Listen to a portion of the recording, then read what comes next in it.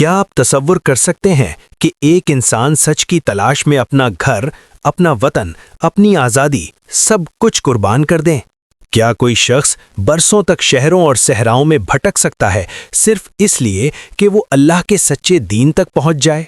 یہ ہے حضرت سلمان فارسی رضی اللہ عنہ کی مستند اور ایمان افروز داستان، ایک ایسے شخص کی کہانی جس نے سچ کی تلاش میں پوری زندگی وقف کر دی۔ حضرت سلمان رضی اللہ عنہ فارس میں پیدا ہوئے۔ ان کا اصل نام روزباہ تھا۔ وہ ایک مجوسی خاندان میں پیدا ہوئے جہاں آگ کی عبادت کی جاتی تھی۔ ان کے والد اپنے مذہب کے سخت پابند تھے اور چاہتے تھے کہ ان کا بیٹا بھی اسی دین پر قائم رہے۔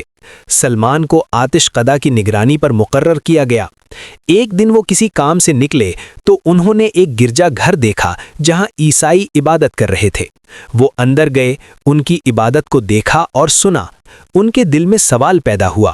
انہوں نے محسوس کیا کہ یہ دین ان کے موجودہ دین سے بہتر ہے۔ جب انہوں نے یہ بات اپنے والد کو بتائی تو انہیں قید کر دیا گیا، لیکن سچ کی جستجو ان کے دل میں مضبوط ہو چکی تھی۔ وہ موقع پا کر گھر سے نکلے اور شام کی طرف روانہ ہو گئے۔ وہ ایک راہب کے پاس رہے، پھر دوسرے کے پاس، پھر تیسرے کے پاس۔ ہر نیک عالم اپنی وفات سے پہلے انہیں اگلے صالح شخص کے پاس بھیج دیتا۔ آخر کار وہ ایک ایسے عالم کے پاس پہنچے جو واقعی سچا اور متقی تھا۔